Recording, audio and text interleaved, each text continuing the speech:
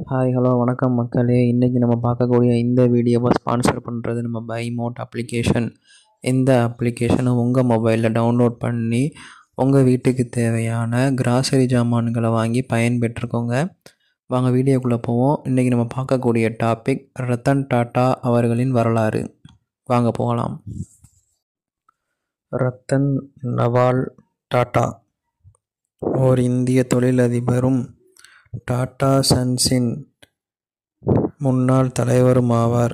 இவர் 1990 முதல் 2012 வரை டாடா குழுமத்தின் தலைவராகவும் இருந்தார். அக்டோபர் 2016 முதல் பிப்ரவரி 2017 வரை அதன் இடைக்கால தலைவராகவும் பணியாற்றினார்.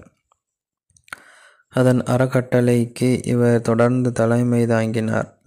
2000ஆம் ஆண்டு இந்திய குடிமகனுக்கான 3வது மிக உயரிய விருதான பத்ம பூஷன் பெற்ற பின்னர் 2008ஆம் ஆண்டில் 2வது உயர்ந்த குடிமகன் விருதான பத்ம விபூஷன் பெற்றார்.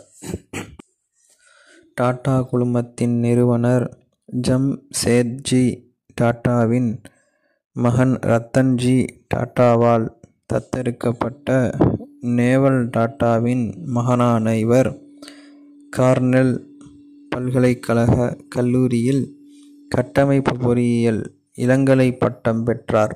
மேலும் ஆர்வார்டு வணிகப் பள்ளியில் வணிக மேலாண்மை பெற்றார்.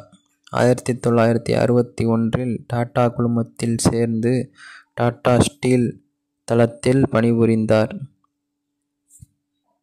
1991இல் ஓய்வு பெற்றவுடன் டாட்டாவின் இதர நிறுவனங்களான Tata motors, Tata power, Tata consultancy services, Tata தேநீர், Tata chemicals, the Indian hotels company மற்றும் டாடா டெலிவரி சர்வீஸ்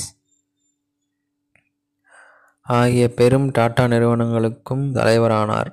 இவரது பதவி காலத்தில் டாடா குழுமம் டெட்லி, ஜாகுவார், லேண்ட் ரோவர் மற்றும் கோரஸ் நிறுவனங்களை கையகப்படுத்தியது.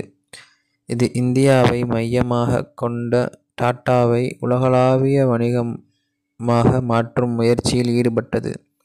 டாட்டா தனது வருமானத்தில் சுமார் 60-65 தொண்டுக்கு நன்கொடையாக அளித்து உலகின் மிகப்பெரிய பரோபகாரர்களில் ஒருவராக இருக்கிறார். 1937இல் பிரித்தானிய இந்தியாவின் பம்பாயில் டாட்டா குடும்பத்தில் ஜாம்சேத்ஜி டாட்டாவின் மகன் ரத்தன் டாட்டாவால் தத்தெடுக்கப்பட்ட நேவல் டாட்டாவின் மகனாக பிறந்தார். இவரது குழந்தை பருவம் இடர்பாடுகள் நிறைந்ததாக இருந்தது. 1940ஆம் ஆண்டு இடையே இவரது பெற்றோர்கள் பிரிந்தபோது இவருக்கு 7 வயதாகவும் அவரது இளைய சகோதரர் ஜிம்மிக்கு 5 வயதாகவும் இருந்தது. இவரது அன்னை குடும்பத்திலிருந்து வெளியேறிய பின் ரத்தனை அவரது சகோதரையும் அவர்களது பாட்டியார் லேடி நவஜிபாய் வளர்த்தார். தொழில் வாழ்க்கை.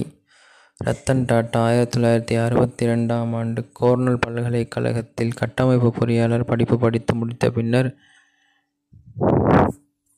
மிகப்பெரிய சாதனைகளை தமது வாழ்க்கையில் நிகழ்த்தியுள்ளார். தொண்டு நடவடிக்கைகள். டாட்டா கல்வி, மருத்துவம் மற்றும் கிராமப்புற மேம்பாட்டிற்கு ஆதரவாக உள்ளது.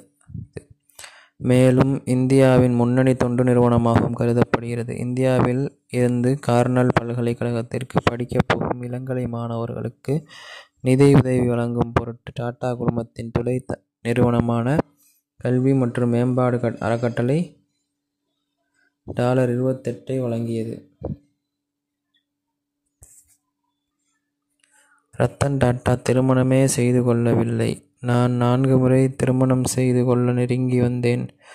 ஒவ்வொரு முறையும் பயத்தில் அல்லது ஒரு காரணத்திற்காக பின்வாங்கினேன் என 2011ஆம் ஆண்டு ரத்தன் டாட்டா கூறினார். அவரது இறப்பு. ஆபத்தான நிலையில் இருந்த டாட்டா மும்பை மருத்துவமனையில் தீவிர சிகிச்சை பெற்று வந்தார். 2024ஆம் ஆண்டு அக்டோபர் 7ஆம் தேதி டாட்டா தனது வயது மற்றும் அது தொடர்பான மருத்துவ நிலைமைகளை வழக்கமாக மருத்துவ 2024 ஆண்டு அக்டோபர் 7 டாடா தனது வயது மற்றும் அது தொடர்பான மருத்துவ நிலைமைகளை காரணமாக வழக்கமான மருத்துவ பரிசோதனைகள் மேற்கொண்டு வருவதாக கூறியிருந்தார். ஆனால் டாடா 9 அக்டோபர் 2020 அன்று மும்பையில் உள்ள பிரீச் கேண்டி மருத்துவமனை தனது 86 வயதில் இறந்தார். இதுவே இவரது வரலாறு. நன்றி, வணக்கம்.